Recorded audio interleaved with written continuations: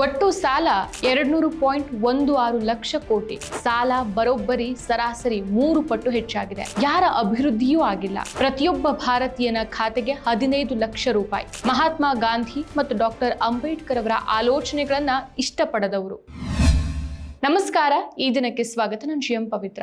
ಭಾರತದ ರಾಜಕೀಯದಲ್ಲಿ ಒಂದು ದೊಡ್ಡ ಚರ್ಚೆ ಶುರುವಾಗಿದೆ. ದೆಹಲಿಯಲ್ಲಿ ನಡೀತಾ ಇರುವಂತಹ ಸಂಸತ್ತಿನ ಚಳಿಗಾಲದ ಅಧಿವೇಶನದಲ್ಲಿ ಕೇಂದ್ರ ಸರ್ಕಾರ ತನ್ನ ಆರ್ಥಿಕ ಸ್ಥಿತಿಗತಿಯ ಬಗ್ಗೆ ಮಹತ್ವದ ಮಾಹಿತಿಯನ್ನ ನೀಡಿದೆ.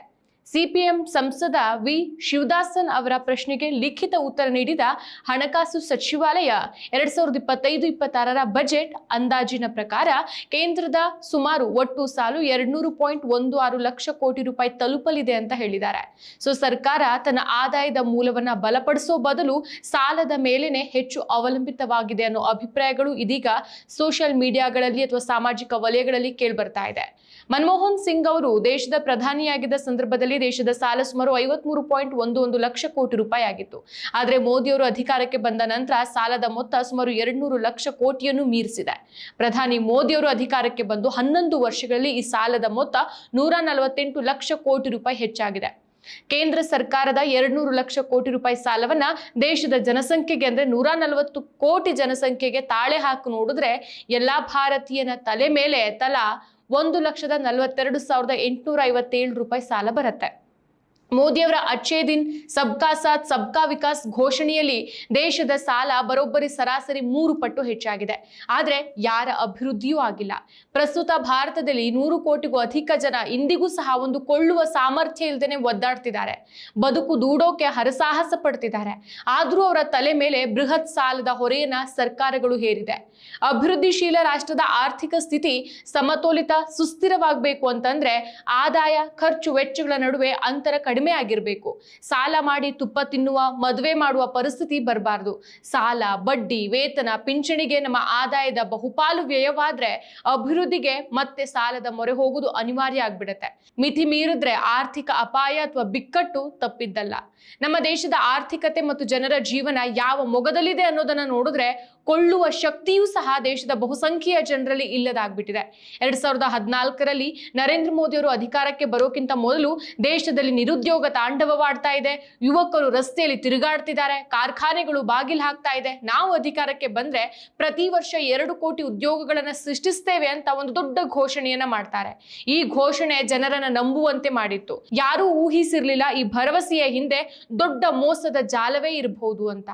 ಇಂದು 2025ರಲ್ಲಿ ನಾವಿದ್ದೇವೆ. ಅದು ಕೂಡ ಮುಗಿಯೋಕೆ ಇನ್ನೊಂದು 15 ದಿನ ಬಾಕಿ ಇದೆ ಅಷ್ಟೇ. ಆ 2 ಕೋಟಿಗಳು ಎಲ್ಲಿಗೆ ಹೋಗಿದೆ ಅನ್ನೋದೇ ಗೊತ್ತಿಲ್ಲ. ನಿರುದ್ಯೋಗದ ಪ್ರಮಾಣ ಏರಿಕೆಯಾಗಿದೆ. ಯುವಕರು ಡಿಗ್ರಿ ಪಡ್ಕೊಂಡು ಸ್ಕಿಲ್ ಕೋರ್ಸ್ಗಳನ್ನ ಮಾಡಿ ಇನ್ನೂ ಉದ್ಯೋಗಕ್ಕಾಗಿ ಕಾಯ್ತಿದ್ದಾರೆ. ಇದನ್ನ ಸರ್ಕಾರದ ಅಧಿಕೃತ ಅಂಕಿಅಂಶಗಳೇ ಹೇಳುತ್ತೆ. ಇನ್ನು ದೇಶದಲ್ಲಿ ಕಾರ್ಖಾನೆಗಳು ಮುಚ್ತಾ ಇದೆ. IT ಕಂಪನಿಗಳು ಜನರನ್ನ ಕೆಲಸದಿಂದ ಹೇಳ್ದೆ ಕೇಳ್ದೆ ಕಿತ್ತಾಕ್ತಾ ಇದ್ದಾರೆ. ಮೋದಿಯವರ ಮೇಕ್ ಇನ್ ಇಂಡಿಯಾ ಯೋಜನೆಯಂತೂ ಹೇಳಿಕೆಯಲ್ಲಿ ಮಾತ್ರ ಸೀಮಿತವಾಗಿದೆ. ಇದಕ್ಕೂ ಮೇಲೆ ಮೋದಿಯವರು ಇನ್ನೊಂದು ದೊಡ್ಡ ಭರವಸೆಯನ್ನ ಕೊಟ್ಟಿದ್ರು.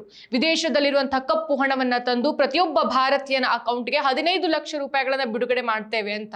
ಇದು ಚುನಾವಣೆಯಲ್ಲಿ ಮೋದಿಗೆ ಹೆಚ್ಚಿನ ಚಪ್ಪಾಳೆಯನ್ನ ತಂದುಕೊಟ್ಟಿತ್ತು. ಕಪ್ಪು ಹಣದ ಹಿಂದೆ ಇರುವಂತಹ ದೇಶದ ಶತ್ರುಗಳನ್ನ ಮಟ್ಟ ಹಾಕ್ತೇವೆ ಅಂತ ಅಬ್ಬರಿಸಿದ್ರು. ಆ 15 ಲಕ್ಷ ಏನಾಗಿದೆ?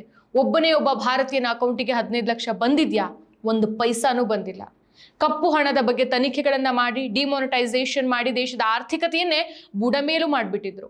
ಅಲ್ಲಿ ಕಷ್ಟ ಅನುಭವಿಸಿದ್ರು ಮಾತ್ರ ಬಡವರು ಹಾಗೂ ಮಿಡ್ಲ್ ಕ್ಲಾಸ್ ಜನ. ಯಾರಿಗೂ ಲಾಭನೇ ಆಗಿಲ್ಲ. ಬದಲಿಗೆ ಈ ಸಣ್ಣ ವ್ಯಾಪಾರಿಗಳು, ರೈತರು, ಕಾರ್ಮಿಕರು ಮಾತ್ರ ತೊಂದರೆಗೊಳಗಾದ್ರು. ಇಂದು ದೇಶದ ಸಾಲದ ಮೊತ್ತವನ್ನ ನೋಡಿದ್ರೆ ಎಲ್ರಿಗೂ ಒಂದ್ಸಲ ಚುರುಕ್ ಅನ್ಲೇಬೇಕು.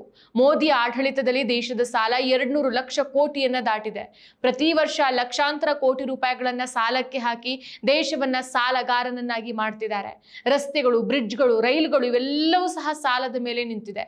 ಆದ್ರೆ ಸಾಲದ ಭಾರ ಯಾರ ಮೇಲೆ ನಿಂತಿದೆ? ಜನರ ಮೇಲೆ. ತೆರಿಗೆಗಳನ್ನ ಮನಬಂದಂತೆ ಹೇರ್ಲಾಗ್ತಾ ಇದೆ. GST, income tax, fuel tax, ಒಂದು ದಿನ ತಿಂಡಿ ತಿನ್ನೋಕು ಸಹ ಬಡವ ಹೆಣಗಾಡುವಂತ ಪರಿಸ್ಥಿತಿ ನಮ್ಮ ದೇಶದಲ್ಲಿದೆ.